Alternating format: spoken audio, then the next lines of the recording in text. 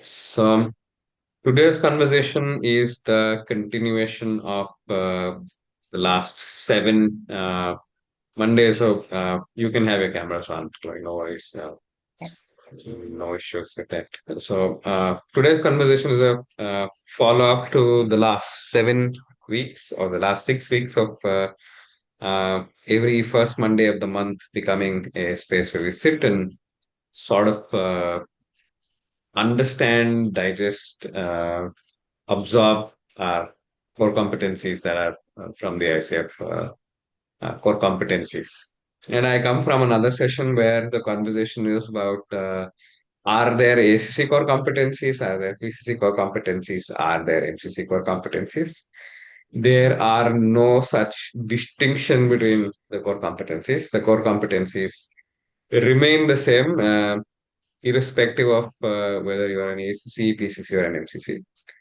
What possibly changes is how you are able to interpret those core competencies, and also how you are aging like fine wine with regards to your understanding of the core competencies, application of the core competencies, and the embodiment of the core competencies. So it is a process, it's a learning journey that you'll be able to take. And at CC7, we are at Evokes Awareness. Yeah, so Evokes Awareness, no worries, pal. So you can come back anytime you want to have the video on. Everybody is encouraged to have the video on, but if not, then I completely understand. Right. Hey, So sorry, Sunil. Every time this is the time I'm driving back home. no worries. As long as you're not distracted by what I'm sharing and on the traffic, so we're good. I'm good. I'm good. Thanks. Perfect. Perfect. All right. So CC7 is evokes awareness. And again, I want to reiterate that the evokes part or every core competency starts with a verb and then something else. So evokes awareness, it has its own interpretations of that. But even before that, evokes awareness typically in our coaching calls is the closure part of the W on the grow model, right? Is the closure segment of that. So it is very important for us to always reiterate that uh, the coaching starts with CC1 in terms of the overall entire bandwidth of ethics always being at play, and then the mindset being at play across coaching sessions and wherever you are as a coach, as a mentor, as a facilitator, as a coach educator, and there, or as a supervisor or someone else. So the mindset remains a space of continuous learning, continuous updation, and CC3 is where the seeable or the visible crux of the coaching starts, which is the contracting itself, what the client wants to establish or wants to walk away with, how or what makes the session important for them to discover what they want to discover, and especially how will they know that they've got to a place of the measure of success kind of a conversation, and also in terms of what's standing in the way. So point A to point B, what's point B, how will they know they've reached point B, and so this from a very technical angle of the CC1 to CC4. Then there is trust and safety, there's presence, there is the aspect of listens actively, and now finally we've crossed to the last two stages of evoking awareness and the facilitating client growth. So typically after whatever amount of time that's gone by in the session, we are usually found to ask the midpoint check-in, saying, "Hey, where are we with regards to where we started?" Or we've spoken about for about 30 minutes. What's the progress that you've made? A client shares something, and then automatically after that, some of the two easier questions for you to build up on are basically what are you learning about yourself, and generally also what you are learning about the situation as well. Even before that, the aspect is awareness, right? So what is awareness and how do we know that awareness has come by? And the whatever question that I asked was typically in markers wise, settling in with the CC8. With how do we know that we are waking aware, evoking awareness in a session, and what is awareness for us, and also as coaches, what awareness are we in and what are we not aware about? Just leaving that hanging as a question. Anyone wants to take a nibble at it, please feel free. Uh, I will just open the sharing of today's PDF.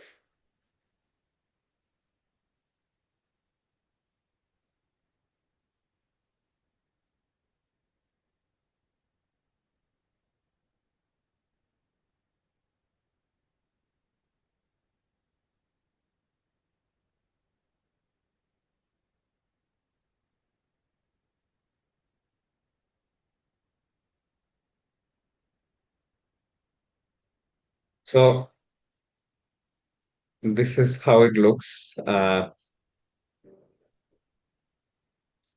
Evokes awareness is almost the invisibility of this. So what's the music that's making someone dance, and also in that space being aware of what's happening, and also the aspect of through the aspect of questions, how the client is able to build on uh, the onion side of it, right? So at multiple layers of what the client is sharing, what the client is not sharing, how is that being built in, is what is the process of evoking awareness. Awareness doesn't always come at aha moments. It happens in the interim, it happens in the silence, it happens in the uh, conversations that the client has already had with themselves, and it also possibly happens while they are sharing, and then there is that air around that space of like silence. So, is silence the only answer to evoking awareness? Is powerful questioning the only aspect of it? Working with metaphor and analogy are the only aspects of it? Possibly no, possibly a combination of all of that.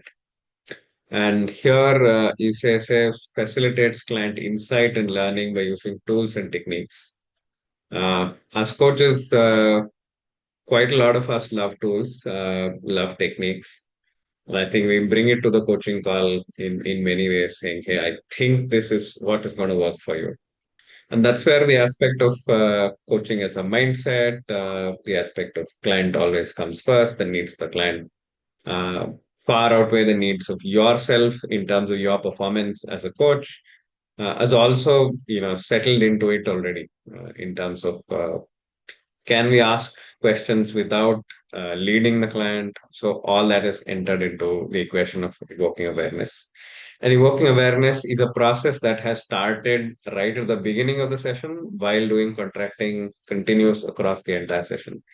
This is not suddenly that's happening across any of these spaces.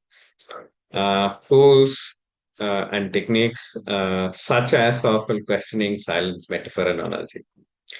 Um, Even before that, the ICF had a core competency of eight. There was a core competency of 11 core competencies then. And then it was like asking powerful questions. So there was an aspect of powerful questions. I want you to sit with yourself and maybe just answer it for all of ours and for all of your consideration.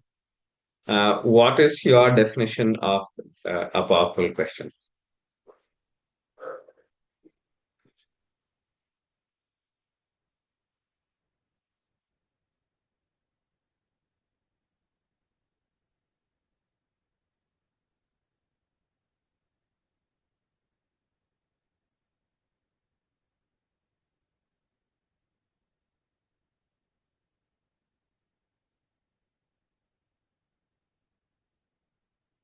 You are feel free to unmute and share. And yeah, there are no correct answers. There are no perfect answers. There are no wrong answers,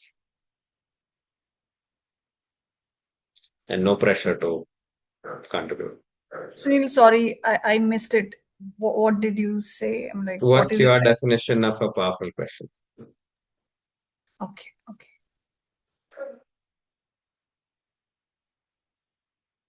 So, what is powerful? Yes, Chloe. I think there could be so many different definitions, but I think what makes the question powerful is that evoking awareness. It is really the core of it. So something where it makes someone think a little more deeply about what's going on, um, and kind of evokes the um, person you're coaching to um, like uh, find the answers versus us giving them the answers to things. Mm-hmm. Mm-hmm. Oh, perfect. So it's evoke awareness, not create awareness. So we are not trying to create awareness. The session it's not manufacture awareness. It's not guarantee awareness.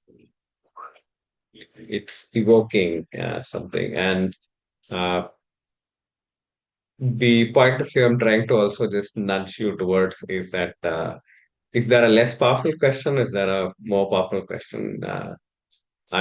And or are all questions in a way powerful in their own right? Because there's a mention of the tools, and I remember a few coaches who telling me saying, "Hey, in my coach training, they've given us about a list of 83 or 85 powerful questions." Right? So, and the coach wanted to say, "Hey, how can I use all of that? I can't remember all of that." Right? So there are uh, a lot of such tools, techniques, hacks out there saying, "Hey, these are perfect questions." Um, but these are questions that also are powerful to arrive at and have power. Uh, does that make you powerful as a coach? Is that making the output powerful?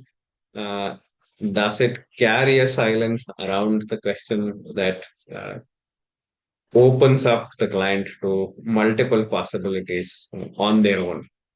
Right? It could come from reflection, it could come from questioning, it could come from silence, it could come from uh, an aspect of what they have said, what they have unsaid, what's left unsaid.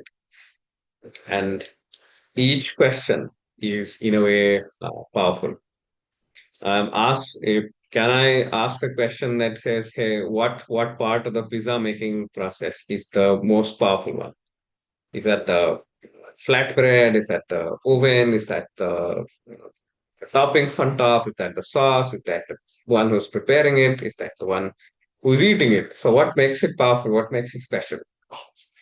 And quite a lot of the times, the heaviness is around that I need to ask the perfect question.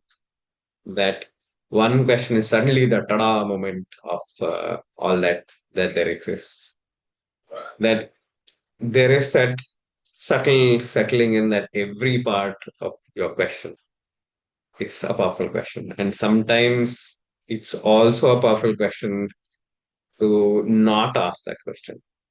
Like, are you also aware about yourself in asking, saying, are you under pressure as a coach to ask the most powerful questions? So there are many such sidetracks and interpretations that we can go into in terms of that. So every question is leading up to it, just like every aspect of the dough, the fire, the sauce, the toppings, the place, the person, and your own expectations around that is adding to the intensity of that. So it's like a cinema. Every other scene has led to the climax of the film, and it's not the climax alone that makes the film. So every part of what has happened in the coaching and prior to the coaching is leading to that power of awareness. It's a journey of awareness that has come by. And It also is an interesting thing that it never says instigates awareness, it never says creates awareness, it never says manufactures awareness. There could be hundreds of verbs that you can put there. It's an evoking space. So something that already exists is being inspired into life. Right? So it comes with that understanding that awareness with the client exists. The client is in a space of I'm okay, you're okay condition. And something that emerges in the session is again that free will space that comes there, and anything and everything that comes there. Even if you don't like the awareness that's coming up, you feel like, "Yeah, that's not enough. There's more to be delivered in the client space." It's that space. And interestingly, it's a client, you're facilitating this entire journey.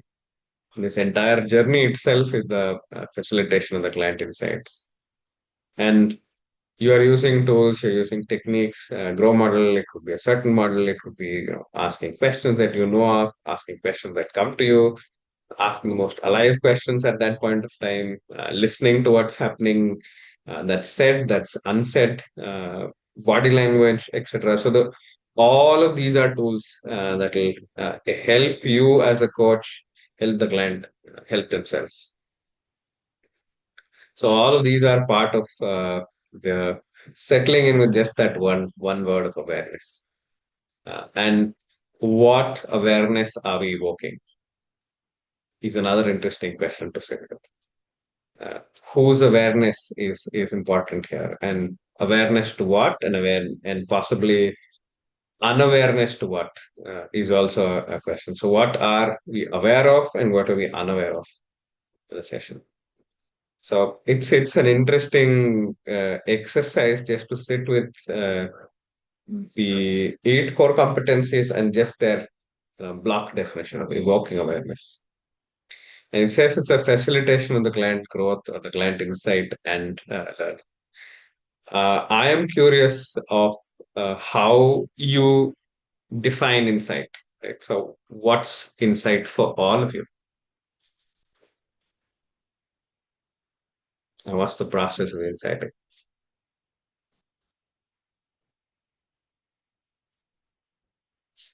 Hi, Sunil. Hi, Lala. Good to see you back again. Please go ahead. Please Uh, share. how are you? Good morning. I'm driving car. I had gone to pick my daughter, so I missed. And so, last question, may I know again? Because you were cutting out Okay. So, I about shared what is your definition of awareness. an insight? Uh, about awareness. I cannot really hear you. About? You're talking about the awareness. So no, no. My question was, what is so here it says facilitates client insight. What is the process of getting to insight, and what's your definition of it? So that's what I was asking.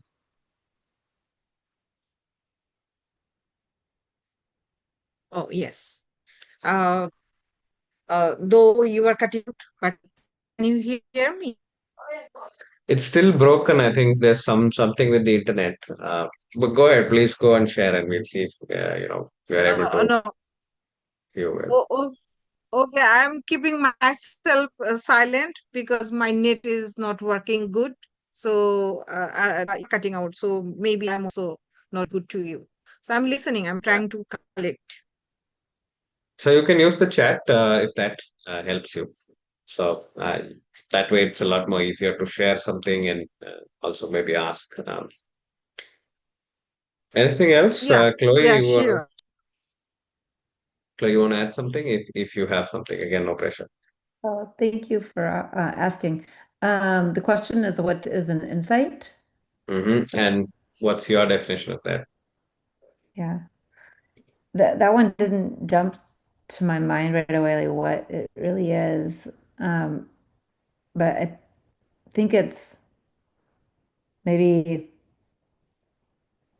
the words that come to mind are probably not very not very deep here, but just something we notice. It's like something we notice that is maybe new and I mean, and also maybe has some level of depth because like if I say, "Oh, I realize I have an appointment today," that's not really an insight. But if it's like I realize that the appointments that I have today are how they're impacting me, that might be an insight. So maybe it's something that something we notice that has some deeper level of awareness, perhaps. Yeah, I welcome thank you. refinement on that. Definitely making that up as I go along. No worries, no worries. So you shared some very interesting aspects. I'll go to Pile and then I'll come back again on that. Pile, over to you.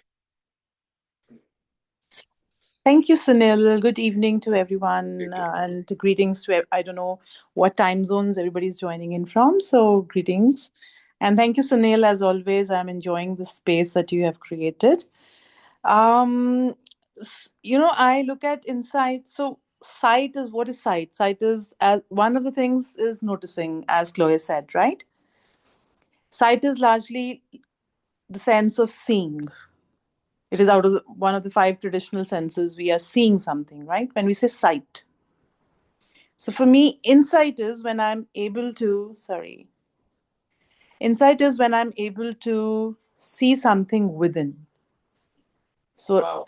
right? So I'm able to, the sense of seeing is now inward.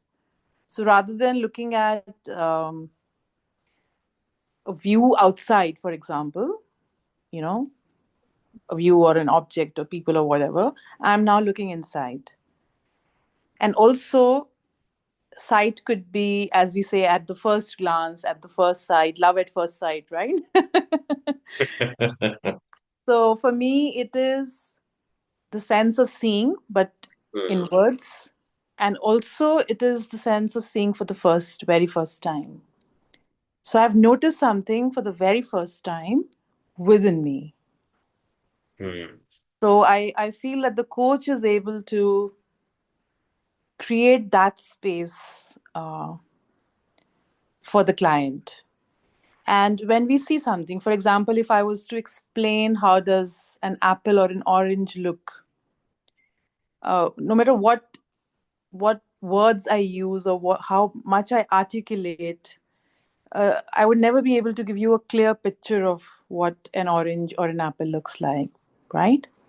On the contrary, if you were actually to able to look at the picture or an actual orange or an apple, it would be so different, Sunil, right? Interestingly, that is true. So So, yeah, so please. yeah, so for me, the coach is.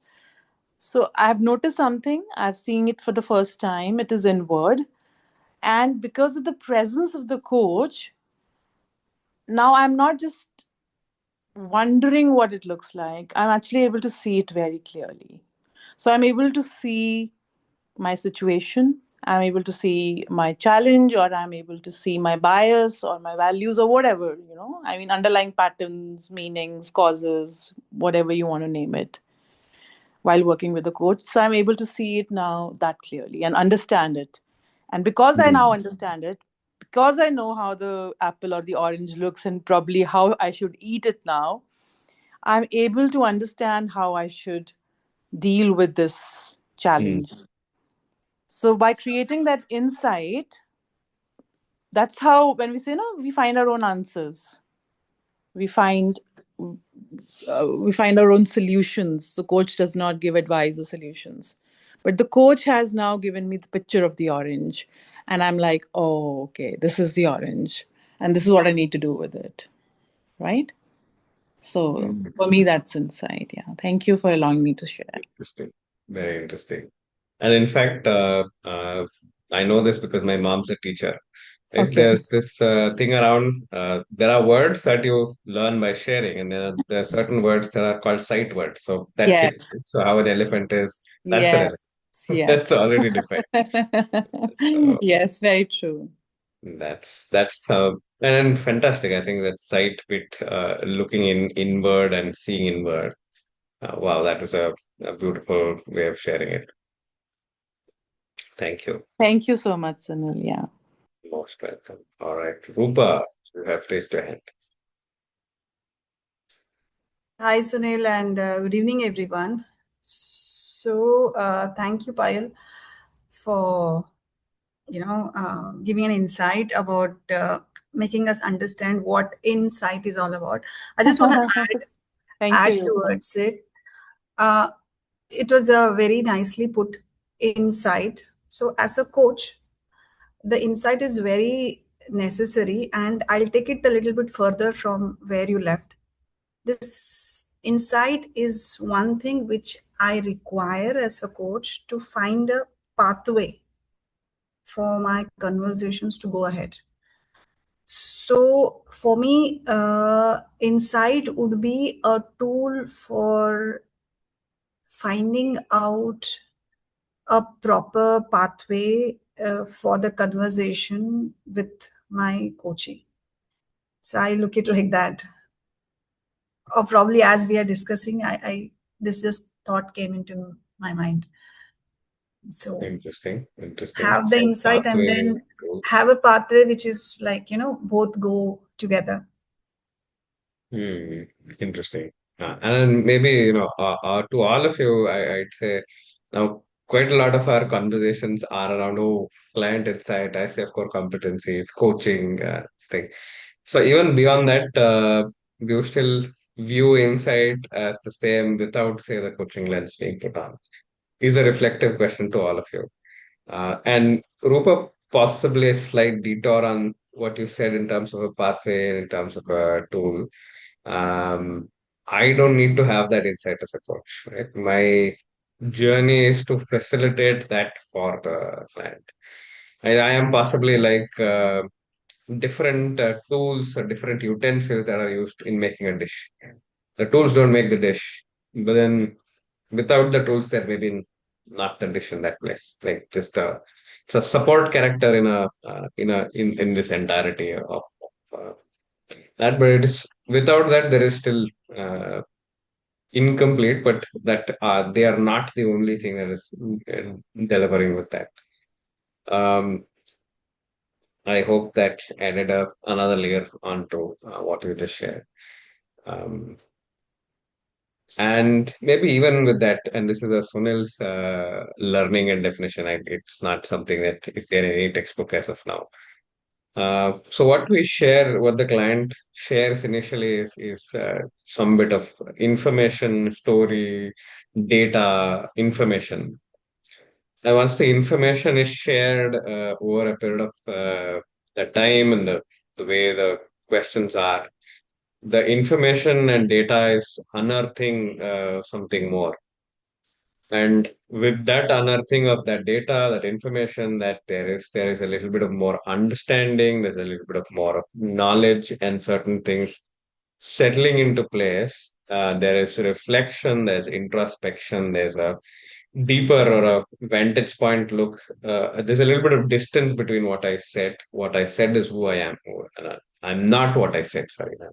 So I am not what I said. I'm not what I feel. I'm beyond that. And then there's a little bit of a distancing. And in that distancing, everything that there is dissolves, sediments itself. And through that, something emerges, which is for me a thread of realization, learning, introspection, understanding, XYZ. So inciting is a process, and therefore the awareness aspect of evoking also is a process. It's an aspect of cooking over a period of time. Different utensils, different aspects, different this thing, and with each coaching client, even though you may be doing the same dish, the way it ends up becomes very different. And at times you need to stir it, at times you need to let it go. So I'm just traveling along with the same metaphor of cooking. That it is a process that happens, that there is airtime to evoking awareness. And evoking awareness sometimes can happen between sessions, in the second or the third or the fourth session, and sometimes in between session, and sometimes the awareness can emerge for the client after your 10 sessions or after your 5 sessions, contract is over. And they can come back to you in 6 months down the line. You know what, yesterday, while I was sitting, and suddenly I remembered one of the aspects of what you shared, and something else emerged.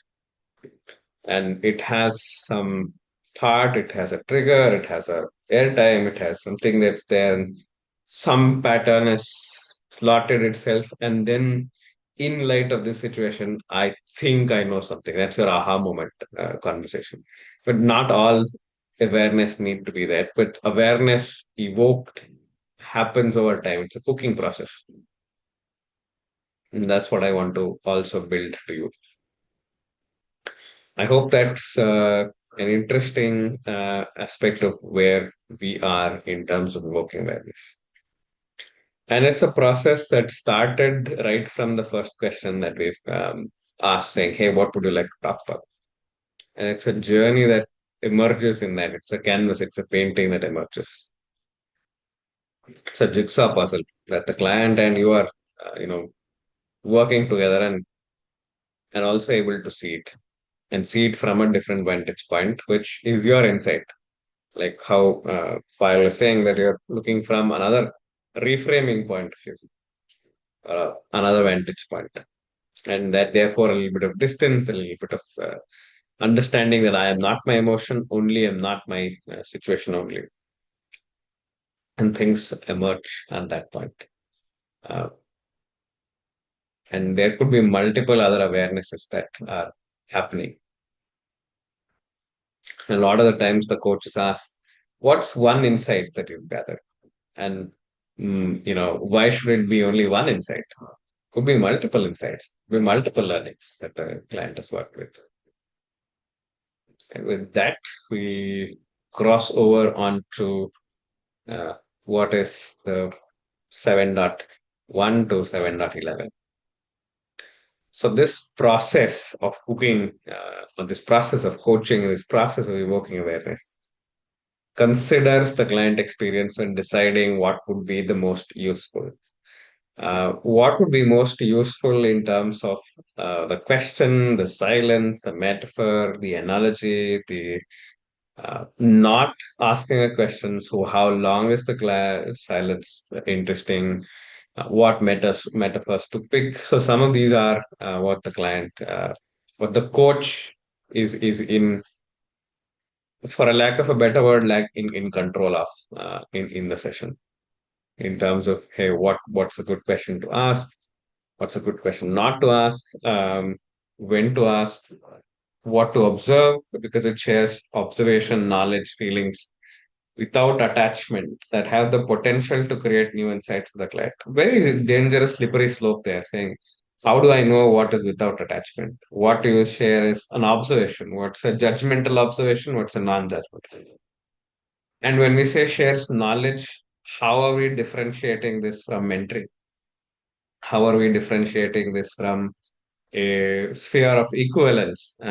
And Also in terms of bias, in terms of feeling, saying I know best, I know this will work. I've also been through. There's so much of heaviness around 7.11. Even before that, evoking awareness is challenges the client as a way to evoke awareness or insight. So specifically in terms of, hey, how do we challenge the client? Again, how do we do it without being judgmental, without saying I know it all? And how do we, and also are we under pressure to always challenge the client? Right? So that's the question all of us need to ask ourselves. Saying also, are we just listening? Are we too goody two shoes and asking powerful questions and done the silence, this metaphor, this analogy? At times, there may need to be a space where you can ask permission from the client and say, can I ask something that may challenge your current point of view?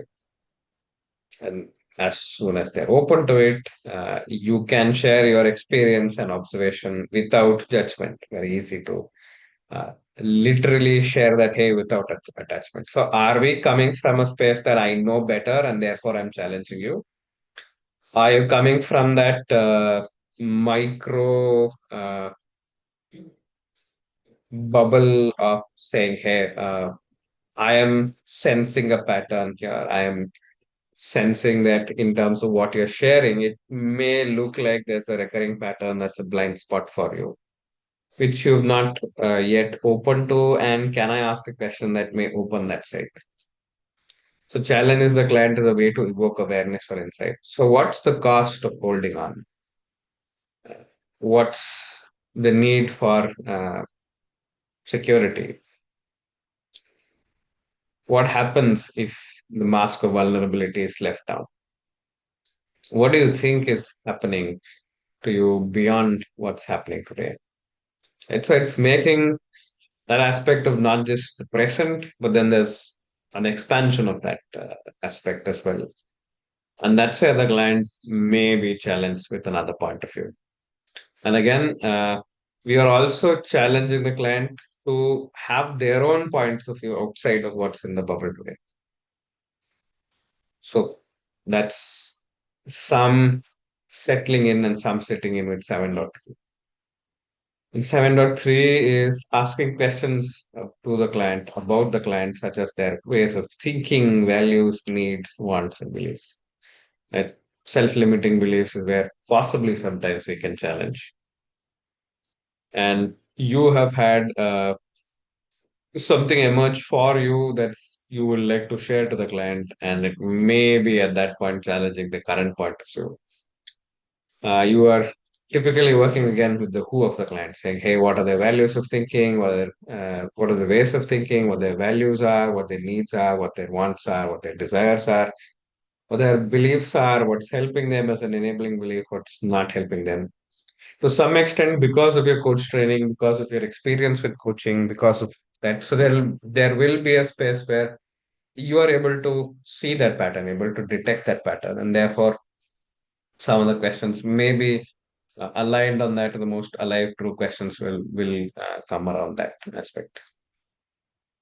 And if you look at 7.3 and 7.4, it says only two that says ask questions that help the client explore beyond their current thinking, that bubble beyond that. For when we say, how are you feeling now when you shared about it, and what would you like to feel otherwise? It's also a subtle movement with 7.4 saying, hey, what's the other side of the story? Like, what stories are you telling yourself that are assumptions? Right? It could be a different question.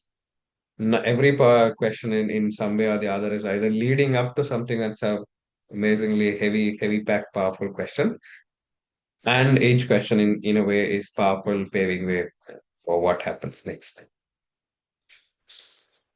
And I'll pause here to just check any thoughts, any observations, anything you want to ask, share, uh, build upon, challenge.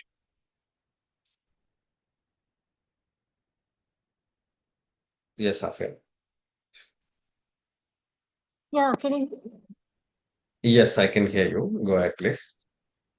Yeah, thanks for sharing your thoughts. So, just came to my mind like what we are discussing today, evoke awareness, is something beyond, like you just mentioned 7.4. That is something beyond current thinking. So, when the client is thinking in the cycle, what they are having in their life, and from there to see beyond what could be different, or what Mm, is something beyond that current situation. So to support them to have that awareness. Yeah. mm. Yeah, absolutely. Absolutely. It's also taking the client to the spectator awareness, the spectator to their own journey, um, and then say, hey, what do you think about it? So you're allowing, again, things to emerge, to things to progress, and some other things to sort of, it's a multi-dimensional jigsaw puzzle, if you can put it there. So it's not a 2D dimension. It's happening in multiple dimensions.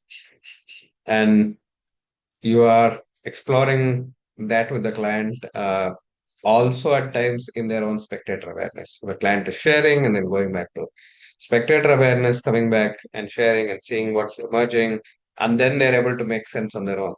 And that's the aspect which is typically how it moves into invites the client to share more about their experience in the moment. So it's like what's happening now, what was happening before, and possibly what you want to change. So there's that in the moment, there's in the present right now. That's part of that. And awareness is emerging in the present. It's not emerging in the past. It's not emerging in the future. It's coming right there, then and there itself. Yeah, And each exactly. question, yeah, each question uh, invites and allows that awareness to arrive. Hmm. And interesting jump that comes in the notices what is working to enhance clients' progress.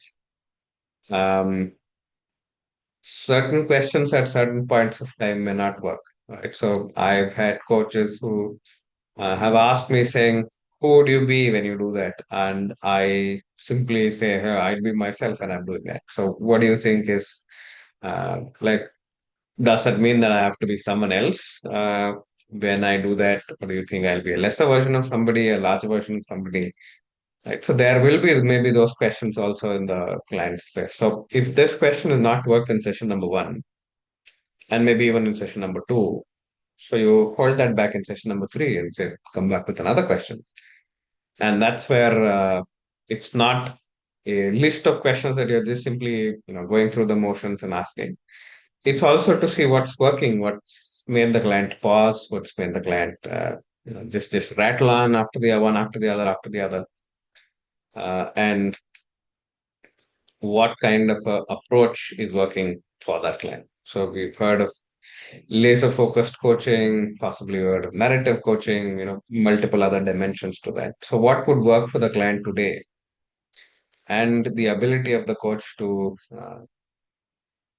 work with each of these clients, which is also again part of the coaching mindset, part of what works well with the client, um, aspects of contracting, aspects of silence, aspects of presence, listening. Everything adds into this aspect as well. That if you are noticing that these questions are making the client pause, they're making them share deeper, share more, share lesser sometimes, and therefore then change back to something that would work for them easier. And you are also open to the unknown here as much as anything else, which is adjusting the client's approach, the coaching approach in respect to what the client's needs are, which is again, sometimes there may be a need for recontracting, there may be a need to slow down, there may be a need to pause a little less, ask a question, explore a metaphor, an analogy.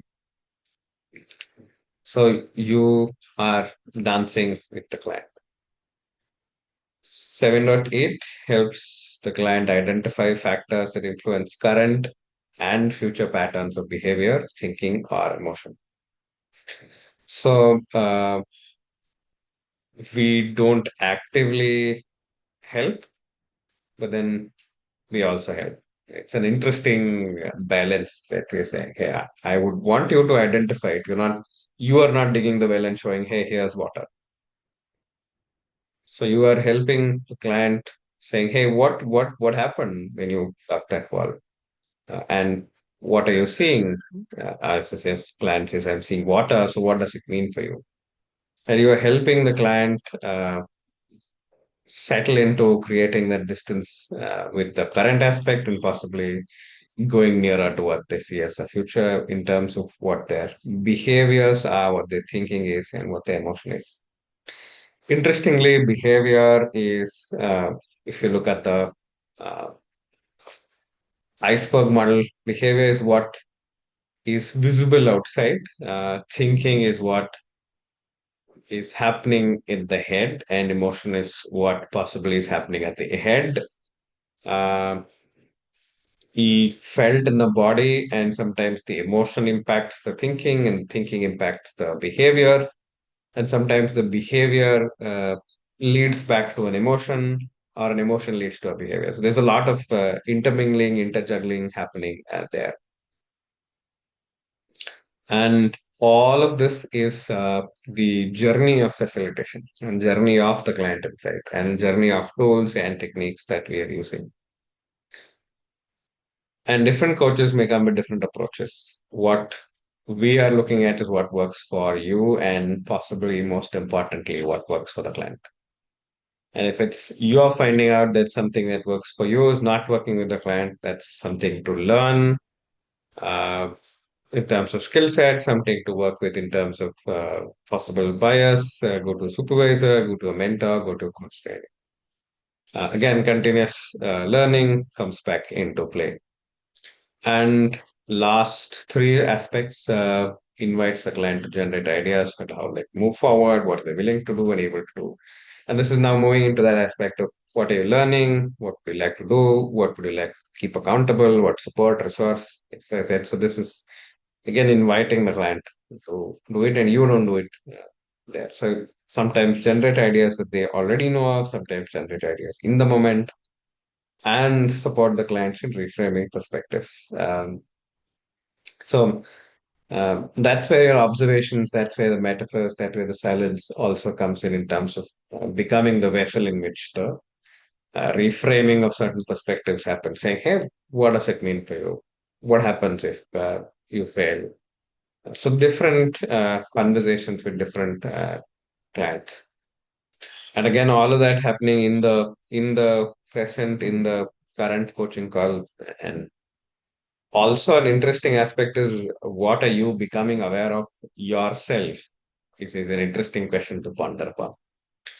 Is this the client's journey evoking something in you, and are you able to also compartmentalize that your own awareness of what's happening to yourself while the client is going? So it's also another aspect of that awareness that's coming to you. And sometimes I've had coaches tell me that, oh, you know what, while you were in peer coaching, especially while you were talking about it, I also had some insight emerge for me, saying I could do this. Why haven't I tried this? Hey, this would be interesting as well. So you also are mindful of your own aspects and your own radar as a coach while the client is going through on their own journey of awareness sharing.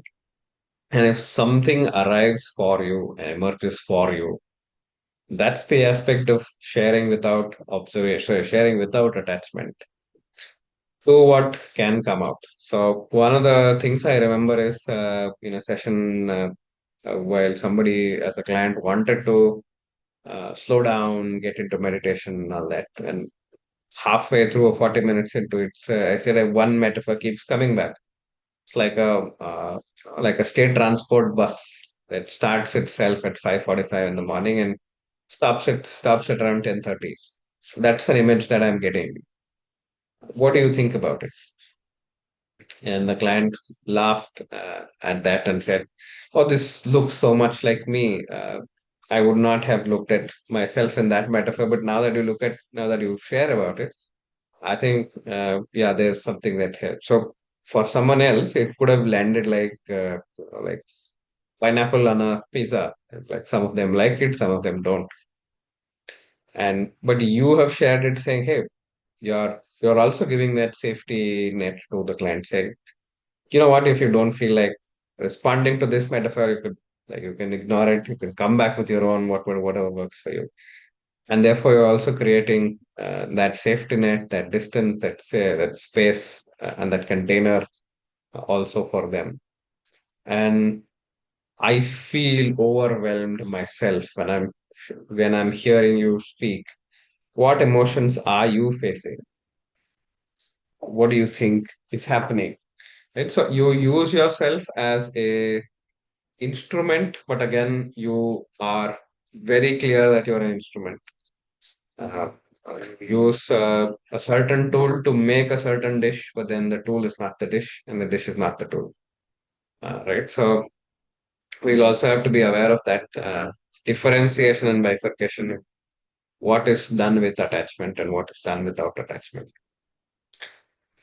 Any other questions or observations anyone has to share before we sort of open ourselves to Q&As, observation sharing, learnings, what got distilled for you, what's settling down for you, what is your insight from the session, what would you do differently, what are you noticing about yourself in this session, what emotions were evoked for you that stood in contrast to what you've learned, what was shared today that was similar to what you already learned. Um, and is there anything else that you want to look at in terms of reframing what I had to share? And please go ahead. The floor is yours. Yes, Safia. Yeah, it's a very interesting discussion, and this is a very key competencies.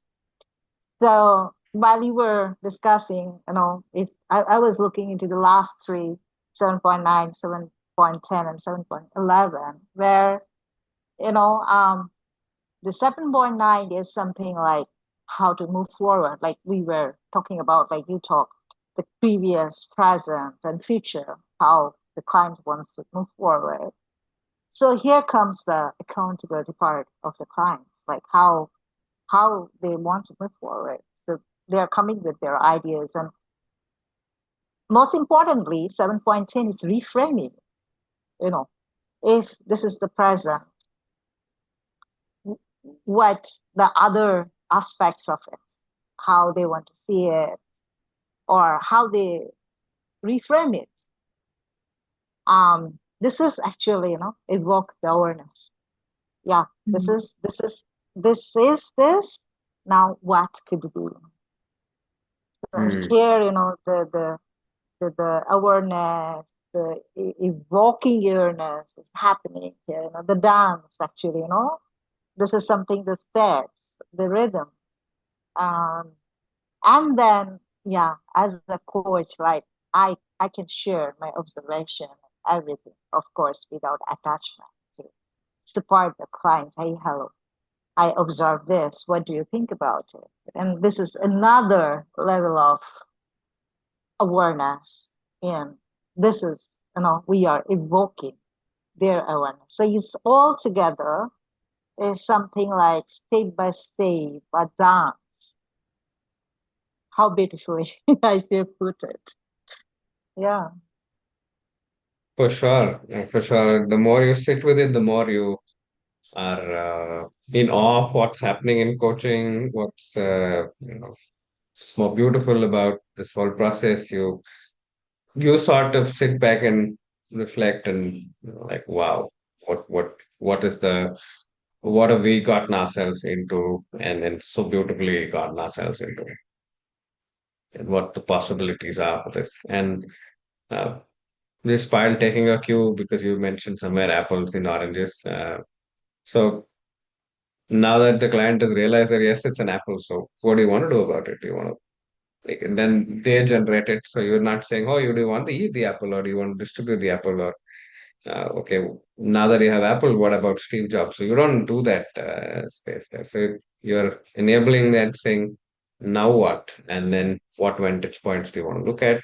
Which is again depending on the contracting bit, what happened in that session, and then who are they, what is their learning. So all of that will come into play in this space. And this is a space, this awareness bit is something that starts as much at the beginning of the session as is and not at when you're asking the CC 8 or pre CC 8 this thing. So the competency stays and is found across the entirety of the situation, entirety of the conversation.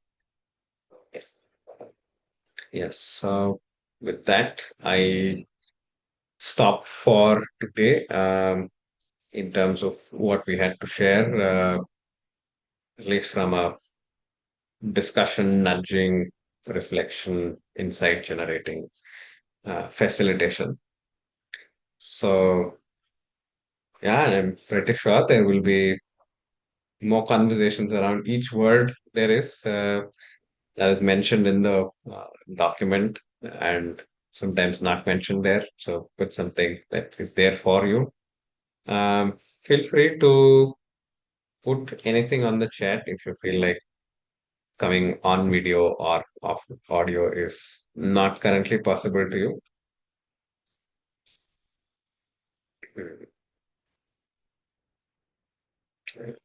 Yes.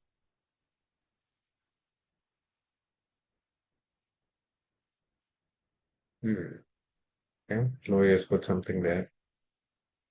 All right. So if there are no further questions, no further sharing, no further reflections, I would love to stop the recording. And in September first week, we will do the last and possibly the interesting bit of facilitating client growth. And in October and November, we will sit with the legendary ethics. I don't know how many of them we'll be able to cover, as and how quickly we'll be able to cover that. But the idea is to sit with the ethics in October and November. Yes, with that information shared, we are good to close unless someone has something to share. If not, Govind, I think, has been putting the links for where we are to join. Otherwise, from my end, I'm done and complete. So if there's no further sharing, we can do CC 8.9 and close. Right.